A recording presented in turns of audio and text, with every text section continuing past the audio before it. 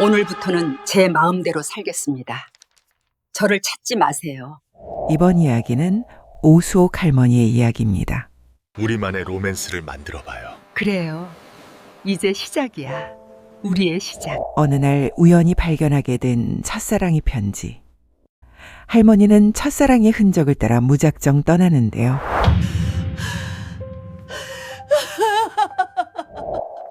전혀 생각지 못했던 사실을 알게 됩니다. 이야기 중후반부엔 반전 드라마가 기다리고 있으니 끝까지 시청해 주시면 감사드리겠습니다. 구독과 좋아요 한번 눌러주세요. 첫사랑을 찾아, 젊었을 적 추억을 찾아 떠나는 여행. 오수옥 할머니의 이야기 시작합니다. 느린뉴스 TV. 오수옥 씨가 떨리는 손으로 낡은 봉투를 쥐고 있다. 봉투에서 풍기는 희미한 향수 냄새. 50년 전 그녀가 사랑했던 남자의 냄새다. 수옥 씨의 눈에 눈물이 맺힌다. 그녀의 주름진 손가락이 봉투 모서리를 쓰다듬는다. 세월의 무게가 그 손끝에 고스란히 담겨 있다. 한 장의 사진을 꺼냈습니다. 오수옥 씨가 익숙한 손놀림으로 아침상을 차린다. 된장찌개가 보글보글 끓고 김치와 나물 반찬들이 정갈하게 놓인다.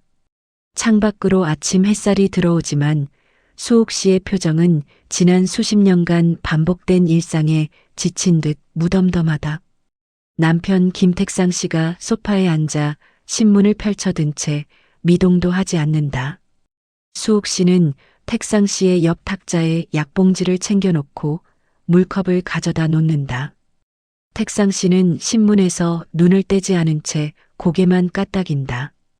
커피. 수옥 씨는 아무 말 없이 주방으로 돌아간다. 커피 내리는 소리만이 고요한 아침을 채운다. 수옥 씨는 창밖을 바라보며 잠시 멈춰선다. 그녀의 눈에는 무언가 죽어가는 것 같은 공허함이 깃들어 있다. 할머니, 제 운동화 어디 있어요? 현관문이 열리며 손자 준이가 가방을 맨 채 들어온다. 수옥 씨의 얼굴에 잠시 생기가 돈다. 현관에 있을 텐데? 거기 없어요. 할아버지 방에 있나? 준이가 택상 씨의 방으로 뛰어간다. 수옥 씨는 손자의 뒷모습을 바라본다. 저 아이에게는 아직 순수함이 남아있다. 자신에게서는 오래전에 사라진 그것이. 준이가 택상 씨의 방 옷장을 열어본다. 맨 아래 칸을 뒤적이지만 운동화는 보이지 않는다. 그는 의자를 가져와 옷장 맨 윗칸을 살핀다. 여기 있나? 손을 뻗어 더듬다가 먼지 쌓인 낡은 상자 하나를 발견한다. 준이는 호기심에 상자를 내려놓고 뚜껑을 연다. 상자 안에는 운동화가 아니라 오래된 물건들이 가득하다. 빛바랜 사진 몇 장, 말라버린 꽃잎, 그리고 누렇게 변색된 봉투 하나. 준이는 봉투를 집어든다. 봉투 겉면에 희미하게 적힌 글씨. 수옥에게. 할머니 이름이네. 준이는 사진들을 들여다본다. 흑백 사진 속 젊은 여자. 준이는 봉투와 사진을 들고 거실로 나온다. 할머니, 이거 할머니 거 맞죠? 할아버지 옷장 맨 위에 숨겨져 있었어요. 수옥 씨가 다가와 봉투를 받아든 순간 세상이 멈춘다. 봉투에서 풍기는 향수 냄새. 50년 전 그녀를 미치도록 설레게 했던 그 냄새. 수옥 씨의 손이 미세하게 떨린다. 심장이 미친 듯이 뛴다. 이 사진들도 같이 있었어요. 준이가 사진들을 내민다. 수옥 씨는 사진을 받아든다. 젊은 시절 자신의 모습, 그리고 그 옆에 서 있는 두 남자. 준호와 택상. 저 게임하러 갈게요. 준이가 태블릿을 들고 자기 방으로 들어간다. 거실에는 수옥 씨와 택상 씨만 남는다. 택상 씨는 여전히 신문을 보고 있다. 아무것도 모른 채. 수옥 씨는 봉투를 가슴에 꼭 안은 채 자기 방으로 조용히 들어간다. 걸음 하나하나가 천근만근이다. 방문을 닫는 순간 수옥 씨의 다리에 힘이 풀린다. 그녀는 침대 가장자리에 주저앉는다. 떨리는 손으로 봉투를 천천히 뜯는다. 편지지가 펼쳐진다. 잉크가 번진 손글씨, 그의 손글씨.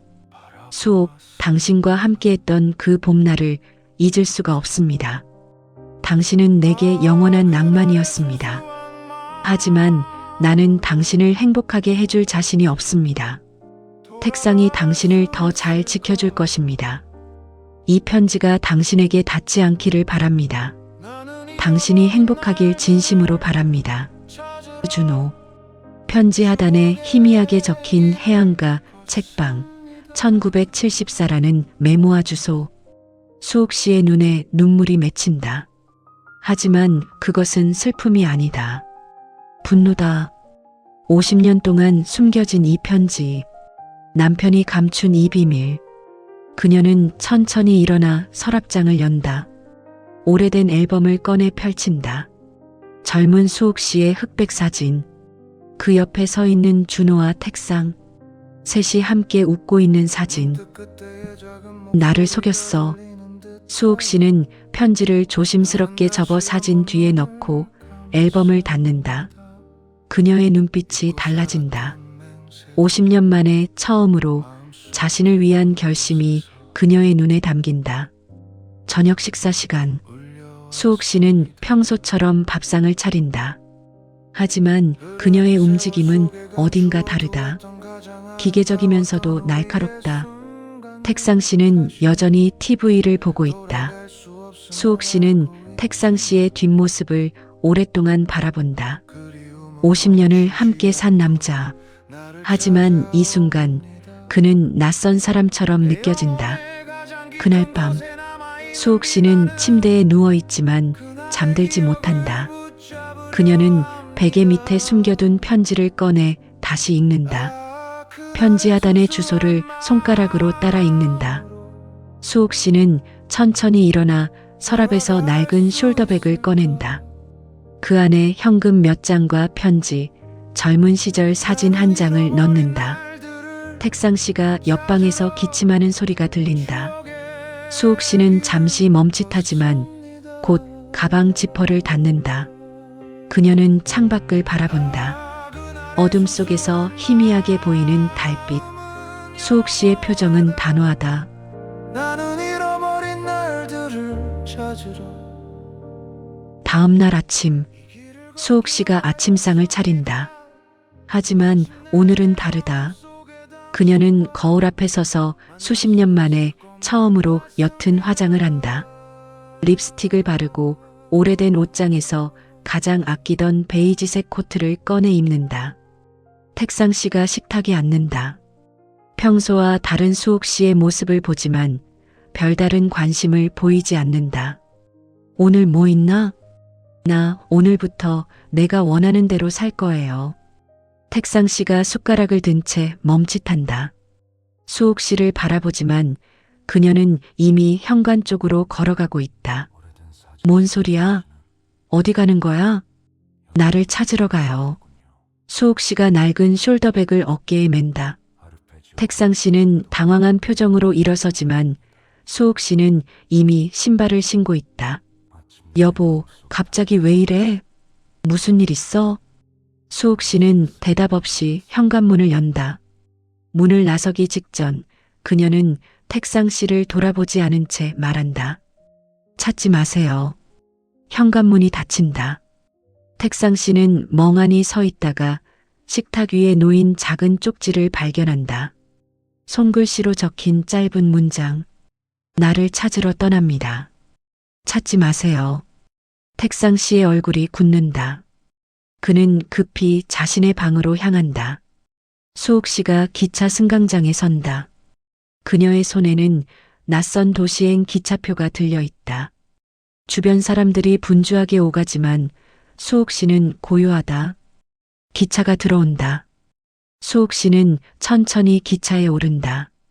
수옥 씨가 창가에 앉아 창밖을 바라본다. 기차가 출발한다. 익숙한 풍경들이 빠르게 지나간다. 수옥 씨는 가방에서 편지를 꺼내 다시 읽는다. 그녀의 얼굴에 50년 전의 설렘이 되살아난다. 수옥 씨는 창밖을 보며 작게 미소 짓는다. 이 순간 그녀는 누군가의 아내도 누군가의 어머니도 아닌 그저 수옥일 뿐이다. 택상 씨가 자신의 방 옷장을 연다. 의자를 가져와 맨 윗칸을 확인한다. 구두 상자를 내려 뚜껑을 연다. 비어 있다. 택상 씨는 상자를 떨어뜨린다. 그는 침대에 주저앉아 고개를 떨군다. 한참을 그렇게 앉아있던 택상 씨는 천천히 일어나 휴대폰을 집어든다. 그는 수옥 씨에게 전화를 건다. 하지만 수신음만 울린다. 저녁? 택상 씨가 혼자 앉아있다. 텅 빈 식탁? 리모컨을 들었다 놓기를 반복한다. 그는 수옥 씨의 쪽지를 다시 꺼내 읽는다. 그의 얼굴에 처음으로 불안감이 스친다.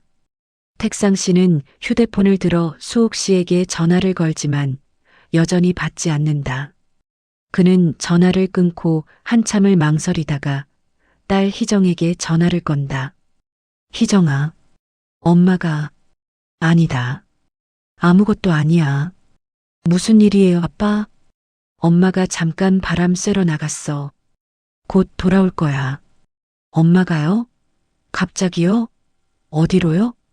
그냥 친구 만나러 갔나 봐. 괜찮아. 택상 씨는 서둘러 전화를 끊는다. 하지만 그의 표정은 점점 어두워진다. 그는 소파에 앉아 멍하니 허공을 바라본다. 처음으로 느끼는 소외감. 아내 없는 집은 너무나 고요하다. 택상 씨는 서재로 가서 오래된 서랍을 연다. 그 안에는 수옥 씨의 옛 사진들이 가득하다. 택상 씨는 그중 하나를 꺼내든다. 젊은 수옥 씨가 환하게 웃고 있는 사진. 그리고 그 옆에 서 있는 준호. 택상 씨의 눈에 회한이 서린다. 그는 사진을 가슴에 꼭 안는다. 준호야, 내가 약속을 지키지 못했어. 기차가 낯선 도시에 도착한다. 수옥 씨가 기차에서 내린다. 그녀는 역 앞 광장에 서서 주변을 둘러본다. 낯선 거리, 낯선 사람들. 하지만 수옥 씨의 표정은 두렵지 않다. 그녀는 가방에서 편지를 꺼내 주소를 확인한다. 해안가 책방이라는 단서. 수옥 씨는 천천히 걷기 시작한다. 수옥 씨가 낯선 도시의 골목길을 걷는다. 저녁 노을이 지는 하늘. 그녀는 멈춰서서 하늘을 올려다본다. 50년 전 준호와 함께 걸었던 그 거리의 풍경이 어렴풋이 떠오른다. 수옥 씨는 다시 걷기 시작한다. 그녀의 발걸음은 느리지만 단호하다. 택상 씨는 재킷을 걸치고 현관으로 향한다. 그는 낯선 도시행 기차표를 예매한다. 하지만 자식들에게는 출장이라고 둘러댄다. 수옥 씨가 허름한 여관방에 짐을 푼다. 방은 좁고 낡았지만 수옥 씨는 개의치 않는다. 그녀는 창문을 열고 밤 공기를 마신다. 수옥 씨는 가방에서 라면 하나를 꺼내 끓인다. 홀로 라면을 먹으며 그녀는 평생 가족을 위해 차렸던 밥상을 떠올린다. 그리고 지금 처음으로 자신만을 위한 식사를 한다. 수옥 씨는 라면, 국물을 마지막 한 모금까지 마신다. 그녀의 얼굴에 묘한 만족감이 번진다. 다음 날 그녀는 편지에 적힌 주소를 찾아 걷는다. 그녀의 손에는 오래된 지도와 편지가 들려 있다. 하지만 주변 풍경은 그녀의 기억과 전혀 다르다. 고층 아파트 단지가 즐비하고 새로 포장된 도로가 넓게 펼쳐져 있다. 수옥 씨는 한 아파트 단지 앞에 멈춰 선다. 이곳이 편지에 적힌 주소지다. 하지만 50년 전의 그 장소는 어디에도 없다. 여기가 맞나? 수옥 씨는 주변을 두리번거리며 걷는다. 낯선 카페, 편의점, 새로 지어진 건물들. 그녀가 기억하는 아름다운 풍경은 온데간데 없다. 수옥 씨가 작은 슈퍼마켓에 들어간다. 계산대에 나이 든 할머니가 앉아 있다. 수옥 씨는 조심스럽게 다가간다. 혹시 이 근처에 오래 사셨나요? 할머니가 수옥 씨를 바라본다. 한 30년 됐죠. 왜요? 이준호라는 분. 혹시 아세요? 50년 전쯤 이 근처에 살았던. 할머니가 고개를 젓는다. 글쎄요. 여긴 재개발되면서 사람들 다 떠났어요. 옛날 사람들은 거의 안 남았죠. 수옥 씨의 표정이 어두워진다. 그녀는 고개를 숙여 인사하고 슈퍼마켓을 나온다. 수옥 씨가 벤치에 앉아 하염없이 앞을 바라본다. 그녀의 손에는 편지가 구겨져 있다. 기대했던 낭만과 현실의 괴리. 수옥 씨는 깊은 무력감에 빠진다. 택상 씨가 전화기를 들고 망설인다. 그는 수옥 씨에게 전화를 걸지만 여전히 받지 않는다. 택상 씨는 초조하게 방 안을 오간다. 그는 서재로 가서 오래된 서랍을 더 뒤진다. 준호와 함께 찍은 사진들.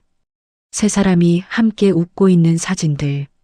택상 씨는 그 중 하나를 오랫동안 바라본다. 수옥 씨가 거리를 배회한다. 그녀는 지쳐 보이지만 포기하지 않는다. 그녀는 편지를 다시 꺼내 읽는다. 편지 하단에 적힌 또 다른 단서. 책방.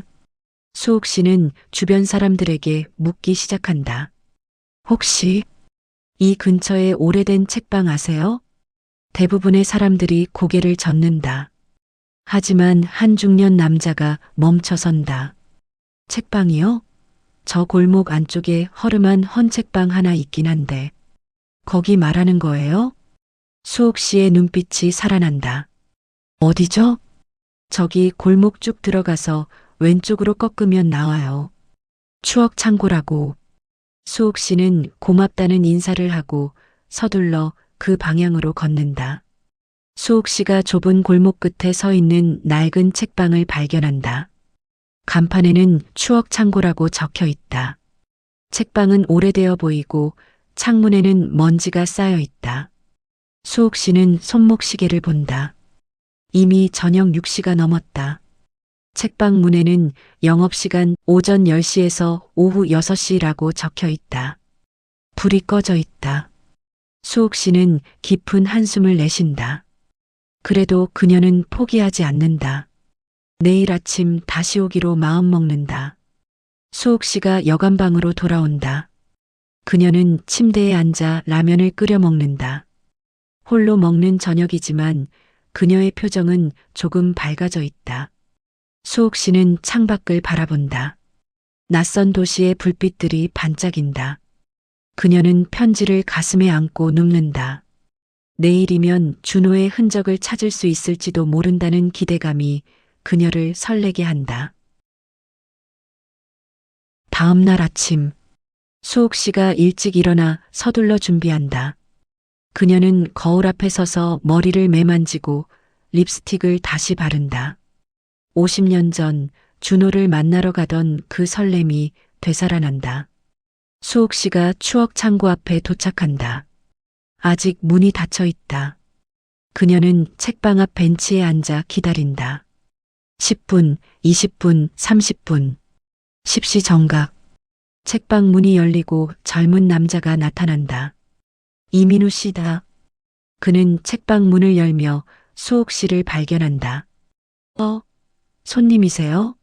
오래 기다리셨어요? 아니에요. 괜찮아요.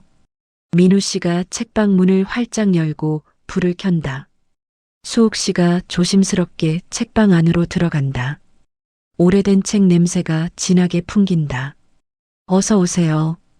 뭘 찾으세요? 수옥 씨는 잠시 망설이다가 가방에서 편지를 꺼낸다. 혹시 이 편지 쓴 사람 이준호라는 분 아세요? 민우 씨가 편지를 받아 읽는다. 그는 고개를 가웃거린다. 이준호. 이름은 모르겠는데요. 근데 이 책방이 한 50년 넘게 있었다고 들었어요. 수옥 씨의 눈빛이 반짝인다. 제가 인수받은 지 얼마 안 됐거든요. 근데 서랍장에 전 주인이 남긴 물건들이 좀 있어요. 혹시 거기에 단서가 있을지도 모르죠. 민우 씨가 책방 구석으로 수옥 씨를 안내한다. 낡은 나무 서랍장이 놓여 있다. 그는 서랍을 하나씩 열어본다. 여기 좀 뒤져볼까요? 수옥 씨가 고개를 끄덕인다. 두 사람은 함께 서랍을 뒤지기 시작한다. 민우 씨가 오래된 사진 몇 장을 꺼낸다. 흑백 사진들. 그중 하나에 젊은 수옥 씨의 모습이 보인다. 바다를 배경으로 환하게 웃고 있는 모습. 수옥 씨가 사진을 받아든다. 그녀의 손이 떨린다. 이건 나야. 민우 씨가 놀란 표정으로 수옥 씨를 바라본다. 정말요? 그럼 이 사람이 할머니를. 수옥 씨는 사진을 가슴에 안는다. 눈물이 흐른다. 하지만 그것은 슬픔이 아니라 자신이 누군가에게 영원한 뮤즈였다는 사실에 대한 감격이다. 민우 씨는 조용히 수옥 씨 곁에 앉는다. 그는 그녀에게 따뜻한 차 한 잔을 건넨다. 천천히 찾아보세요. 제가 도와드릴게요. 수옥 씨가 민우 씨를 바라본다. 처음으로 누군가가 자신의 이야기를 들어주고 함께 해준다는 사실에 감사함을 느낀다. 고마워요. 수옥 씨가 책방 한쪽 구석에 앉아 오래된 시집들을 펼쳐본다. 젊은 시절 그녀가 좋아했던 시인의 책들. 수옥 씨는 시를 읽으며 잠시 과거로 돌아간다. 민우 씨가 수옥 씨에게 다가온다. 할머니, 여기 비밀 서랍이 하나 더 있어요. 민우 씨가 서랍장 뒤쪽을 가리킨다. 숨겨진 작은 서랍. 수옥 씨와 민우 씨는 함께 서랍을 연다. 택상 씨가 낯선 도시행 기차에 오른다. 그의 손에는 수옥 씨가 묵었을 법한 여관들의 주소가 적힌 메모가 들려 있다. 택상 씨의 표정은 불안하고 초조하다. 수옥 씨와 민우 씨가 비밀 서랍을 완전히 연다. 그 안에는 오래된 카메라 하나와 빛바랜 편지 봉투 하나가 들어있다. 수옥 씨가 봉투를 조심스럽게 꺼낸다. 민우 씨가 카메라를 들어본다. 이 카메라 되게 오래된 거네요. 수옥 씨는 봉투를 열지 못하고 망설인다. 그녀는 민우 씨를 바라본다. 열어봐도 될까요? 할머니 거잖아요. 당연하죠. 수옥 씨가 천천히 봉투를 뜯는다. 하지만 안에 든 것은 편지가 아니었다. 작은 열쇠 하나와 낡은 지도. 민우 씨가 지도를 펼쳐본다. 이거 해안가 지도 같은데요. 여기 숫자들이 적혀 있어요. 수옥 씨가 지도를 받아든다. 지도에는 암호처럼 보이는 숫자들과 함께 17이라는 숫자가 크게 표시되어 있다. 17번. 민우 씨가 수옥 씨의 표정을 살핀다. 할머니, 이거 혹시 창고 번호 아닐까요? 수옥 씨의 눈빛이 살아난다. 해안가, 창고. 민우 씨가 미소 짓는다. 제가 같이 가드릴게요. 해안가까지 혼자 가시기엔 위험해요. 수옥 씨가 민우 씨의 손을 잡는다. 고마워요. 정말 고마워요. 두 사람이 책방 문을 나선다. 수옥 씨의 손에는 지도와 열쇠가 들려 있다. 택상 씨가 여관들을 하나씩 찾아다닌다. 세 번째 여관에서 여관 주인이 고개를 끄덕인다. 아, 그 할머니요? 어제 체크아웃 하셨어요. 어디로 가셨는지 아세요? 글쎄요. 아침 일찍 나가시던데. 가방 들고. 택상 씨는 여관 주인에게 고맙다는 인사를 하고 밖으로 나온다. 그는 거리를 둘러본다. 수옥 씨는 어디로 간 걸까? 택상 씨는 주변 사람들에게 묻기 시작한다. 택상 씨가 추억 창고 앞에 도착한다. 하지만 책방은 이미 닫혀 있다. 문에는 잠시 외출 중이라는 쪽지가 붙어 있다. 택상 씨는 책방 문을 두드린다. 하지만 아무도 대답하지 않는다. 택상 씨는 근처 식당에 들어가 자리를 잡고 책방을 지켜보기 시작한다. 수옥 씨와 민우 씨가 버스 정류장에 선다. 민우 씨가 지도를 펼쳐 해안가로 가는 방법을 확인한다. 여기서 버스 타고 1시간 정도 가면 해안가 나와요. 고마워요. 근데 왜 나를 도와주는 거죠? 민우 씨가 미소 짓는다. 할머니 이야기가 멋있어서요. 저도 누군가의 이야기를 듣고 싶었어요. 그리고 민우 씨가 잠시 망설인다. 사실 이 책방 제가 인수받은 게 아니에요. 한 어르신이 월세를 계속 내주시면서 저보고 지키라고 하셨어요. 언젠가 누군가 찾아올 거라고. 수옥 씨가 민우 씨를 바라본다. 어르신이요? 네. 매달 월세를 보내주시는데 한 번도 못 뵀어요. 그냥 계좌로 입금되고 가끔 전화로만 연락이 와요. 잘 지키고 있냐고만 물어보세요. 수옥 씨의 가슴이 두근거린다. 버스가 도착한다. 두 사람은 버스에 오른다. 수옥 씨가 창밖을 바라본다. 도시 풍경이 점점 자연으로 바뀐다. 바다가 멀리 보이기 시작한다. 수옥 씨의 얼굴에 평온함이 깃든다.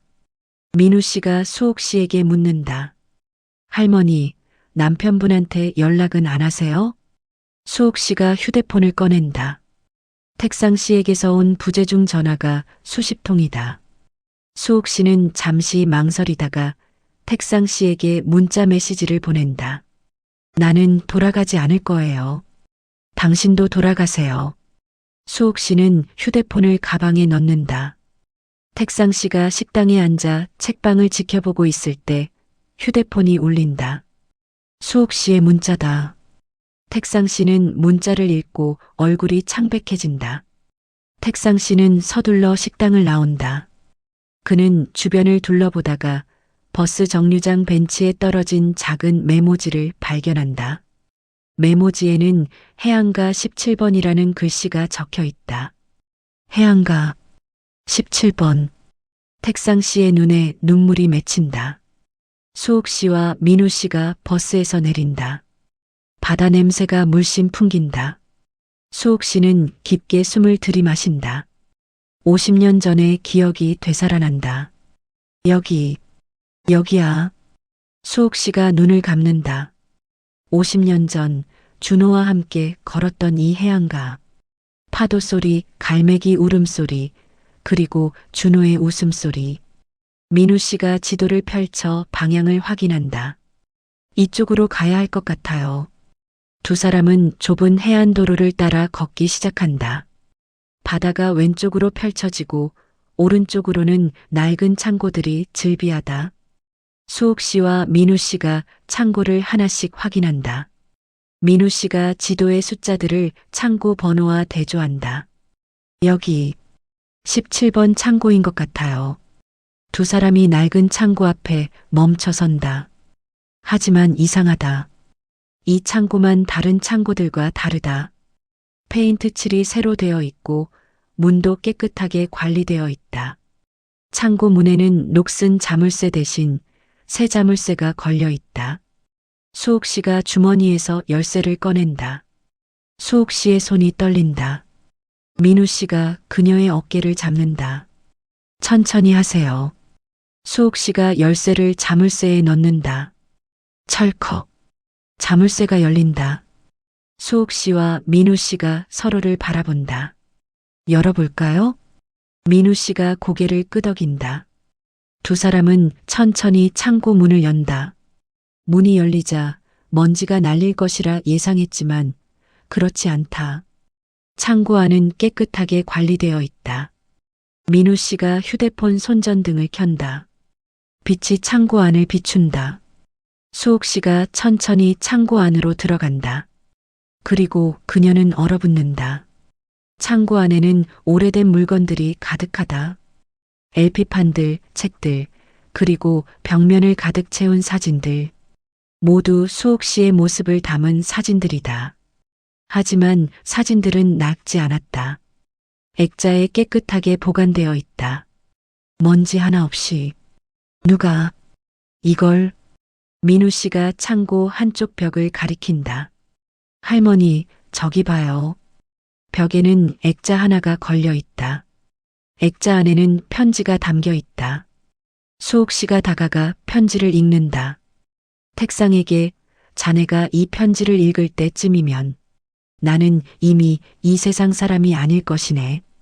폐병은 생각보다 빠르게 나를 데려가고 있어. 수옥을 사랑하네. 하지만 자네도 알다시피 나는 수옥에게 미래를 줄 수 없어. 병든 몸으로 그녀를 평생 아프게 할 수는 없네. 자네를 믿네. 자네가 수옥을 행복하게 해줄 거라고. 우리 둘 다 수옥을 사랑하지만 자네가 더 오래 그녀 곁에 있을 수 있을 거야. 한 가지 부탁이 있네. 이 창고를 지켜줘. 수옥과의 추억들을 여기에 남겨둘 거야. 언젠가 아주 먼 훗날 수옥이 이곳을 찾게 될지도 모르겠어. 그때가 되면 자네가 얼마나 그녀를 사랑했는지 보여주게. 나는 그녀의 젊은 날을 사랑했지만 자네는 그녀의 평생을 사랑할 테니까. 고맙네, 친구여. 마이너스 준호. 수옥 씨의 얼굴에서 눈물이 흐른다. 그녀는 그 자리에 주저앉는다. 준호, 당신은. 민우 씨가 창고 깊숙한 곳에서 또 다른 편지를 발견한다. 할머니, 여기 또 편지가 있어요. 수옥 씨가 다가가 편지를 받아든다. 이번에는 최근에 쓴 편지다.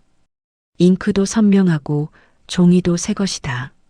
수옥에게 당신이 이 편지를 읽고 있다면 나의 오랜 비밀이 드러난 것이겠지요. 50년 동안 준호의 부탁을 지켰습니다. 이 창고를 매달 찾아와 청소하고 사진들을 관리했습니다. 책방도 월세를 내며 지켜왔습니다. 당신이 언젠가 준호를 그리워할 것을 알았습니다. 그리고 그때가 되면 이곳을 찾을 것이라고 믿었습니다. 나는 당신을 사랑했습니다. 50년 동안 매일. 하지만 당신의 마음 한켠에는 늘 준호가 있었지요. 괜찮습니다. 나는 당신의 현재를 사랑했고 준호는 당신의 젊은 날을 사랑했으니까요. 이제 알아주세요. 내가 편지를 숨긴 것은 당신을 아프게 하기 위함이 아니었습니다. 준호의 마지막 부탁을 지키기 위함이었습니다. 그리고 당신이 이 모든 것을 알게 되는 날, 나를 조금이라도 이해해 주길 바랍니다. 당신의 남편, 택상. 수옥 씨는 편지를 떨어뜨린다. 그녀는 고개를 떨군다.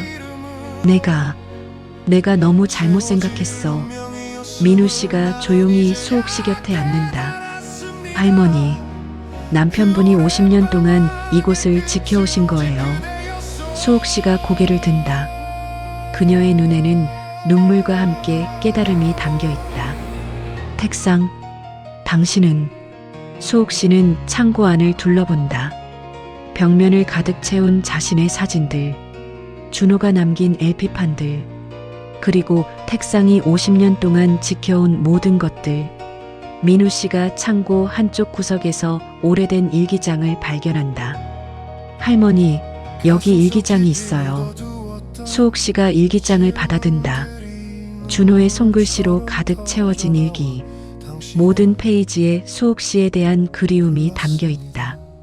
하지만 마지막 페이지에는 택상에 대한 이야기가 적혀 있다. 택상은 나의 친구이자 형제다. 그도 수옥을 사랑한다는 것을 알고 있다. 하지만 그는 나를 위해 물러섰다. 이제 내가 물러설 차례다. 수옥에게는 미래가 필요하다. 그 미래는 내가 아니라 택상이 줄 수 있다. 택상, 부탁하네. 수옥을 행복하게 해주게. 그리고 이 창고를 지켜주게. 수옥 씨는 일기장을 가슴에 안는다. 나는 평생 두 사람의 사랑을 받고 있었구나. 택상 씨가 버스에서 내린다. 그는 주변을 둘러보며 수옥 씨를 찾는다. 하지만 해안가는 넓고 창고들은 많다. 택상 씨는 휴대폰을 꺼내 수옥 씨에게서 온 문자 메시지를 다시 읽는다. 나는 돌아가지 않을 거예요. 당신도 돌아가세요. 택상 씨의 얼굴이 굳는다. 그는 수옥 씨에게 전화를 걸지만 수옥 씨는 받지 않는다. 여보, 제발. 택상 씨는 해안도로를 따라 걷기 시작한다. 그리고 멀리서 열려있는 17번 창고를 발견한다. 택상 씨의 걸음이 빨라진다. 그는 창고로 달려간다. 민우 씨가 창고 밖으로 나와 있다. 그는 택상 씨를 보고 놀란다.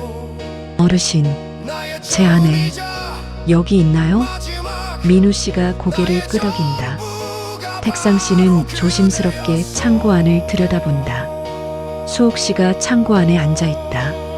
그녀는 준호의 일기장을 안고 있다. 택상 씨는 더 이상 참지 못하고 창고 안으로 들어간다. 여보, 수옥 씨가 고개를 든다. 택상 씨가 그녀 앞에 서 있다.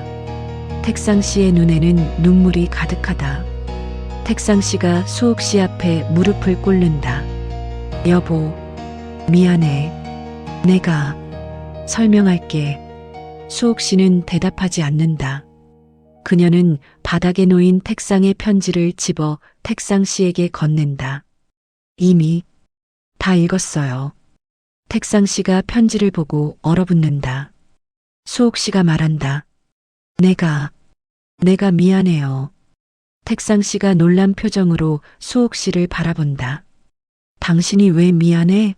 잘못한 건 나야. 수옥 씨가 천천히 일어선다. 그녀는 택상 씨의 손을 잡아 일으켜 세운다. 50년 동안 당신은 혼자 이 무게를 짊어지고 있었네요. 택상 씨의 눈에서 눈물이 흐른다. 나는 준호와의 약속을 지키고 싶었어. 그리고 당신을 사랑했어. 수옥 씨가 택상 씨의 뺨을 쓰다듬는다. 알아요. 이제 알아요. 수옥 씨는 창고 안을 둘러본다. 당신은 50년 동안 이곳을 지켜왔네요. 매달 여기 와서 청소하고 사진들을 관리하고. 택상 씨가 고개를 끄덕인다. 수옥 씨가 택상 씨를 꼭 안는다. 고마워요. 정말 고마워요. 두 사람은 오랫동안 서로를 껴안고 있다. 민우 씨가 조용히 창고 밖으로 나간다. 그는 두 사람에게 시간을 준다. 민우 씨가 바다를 바라보며 서 있다. 그는 미소 짓는다.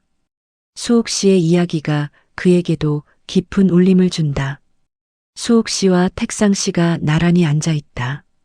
수옥 씨는 준호의 일기장을 펼쳐 택상 씨에게 보여준다. 준호는 당신을 친구이자 형제라고 불렀네요. 택상 씨가 일기장을 읽는다.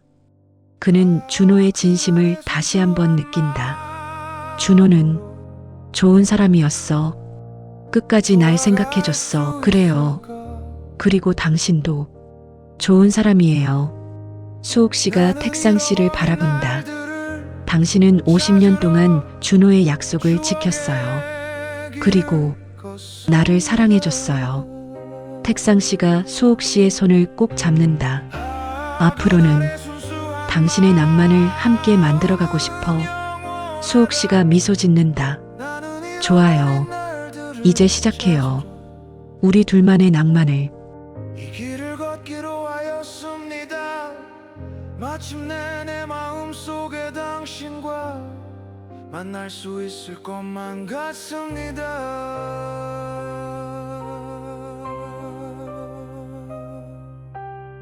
1년 후 낡았던 17번 창고가 아름다운 책방으로 변모해 있다. 간판에는 수옥 책방이라는 캘리그라피가 걸려 있다. 부제로 준호와 택상이 지켜온 추억이라고 적혀 있다. 책방 안은 깔끔하게 정리되어 있다. 한쪽 벽면에는 준호가 남긴 수옥 씨의 사진들이 액자에 담겨 걸려 있다. 다른 벽면에는 택상 씨와 수옥 씨가 함께 찍은 최근 사진들이 걸려 있다. 책방 중앙에는 준호의 일기장과 편지들이 유리 케이스에 전시되어 있다. 수옥 씨가 책방 안을 걸으며 책들을 정리한다. 그녀의 얼굴은 1년 전보다 훨씬 밝다. 그녀는 젊은 손님 한 명과 이야기를 나누고 있다. 이 시집 정말 좋네요. 어떻게 이런 책들을 다 모으셨어요? 오래 모았죠. 젊었을 때 좋아했던 것들이에요. 그리고 남편이 50년 동안 지켜준 것들이고요. 손님이 미소 지으며 책을 계산대에 올려놓는다. 수옥 씨가 책을 포장해준다. 책방 문이 열리고 택상 씨가 들어온다. 그의 손에는 새로운 LP판 하나가 들려 있다. 여보, 이거 봐. 당신이 좋아하던 가수 앨범이야. 준호도 좋아했던 거. 수옥 씨가 LP판을 받아든다. 그녀의 얼굴에 기쁨이 번진다. 어머, 이거 어떻게 구했어요? 서울 가는 길에 헌책방 들렀어. 준호가 좋아했던 거라서 꼭 사고 싶었어. 수옥 씨가 택상 씨의 손을 잡는다. 고마워요. 택상 씨가 미소 짓는다.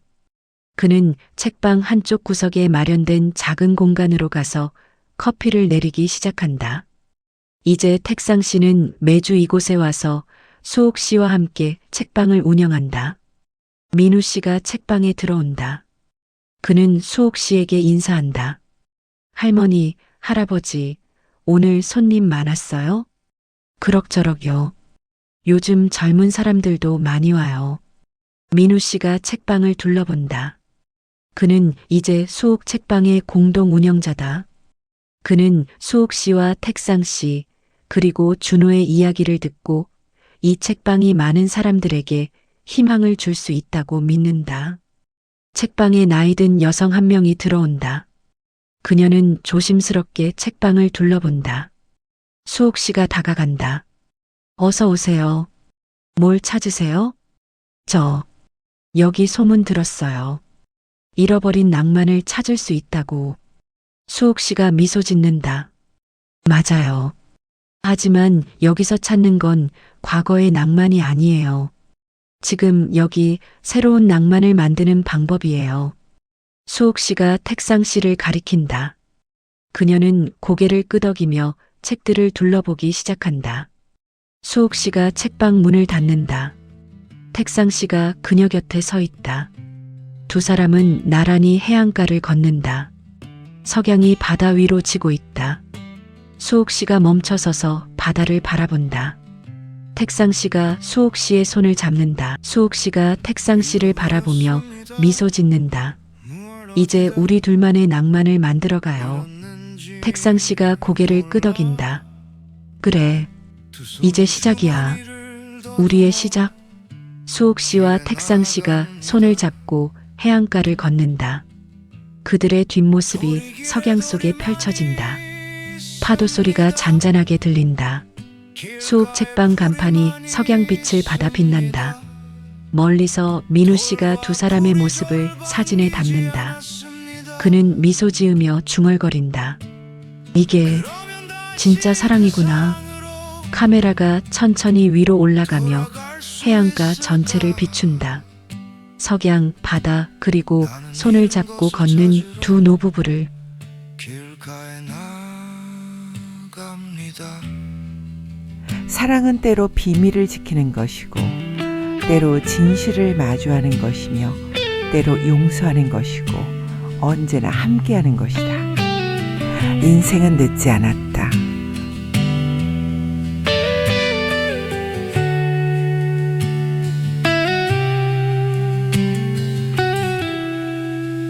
나는 다만 내 마음속으로 꼭 닫힌 옛사랑의 그 문을 열었습니다. 어둠 속에 갇힌 나를 꺼내보고자 순수한 그 옛사랑을 밝혀보았습니다. 비로소 길을 찾을 수 있으리라 나는 간절히 소망하였습니다. 잃어버린 나의 참된 마음을 찾으러 이 사랑의 길을 나가려 합니다. 그러면 다시 그 사랑으로 돌아갈 수 있을까? 나는 잃은 것을 찾으러 길 다해 나갑니다. 그러면 다시 그 사랑으로 돌아갈 수 있다. 나는 잃은 것을 찾으러 이 길을 걷기로 하였습니다. 마침내 내 참된 사랑과 만날 수 있을 것만 같습니다.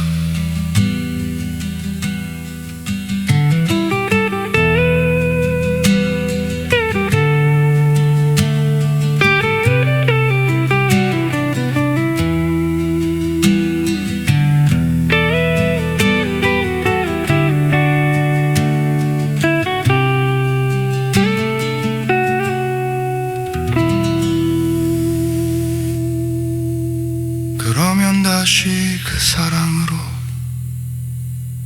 돌아가는 길이었더군요. 나는 잃은 것을 찾으러 이 길을 걷기로 하였습니다. 느린 뉴스 TV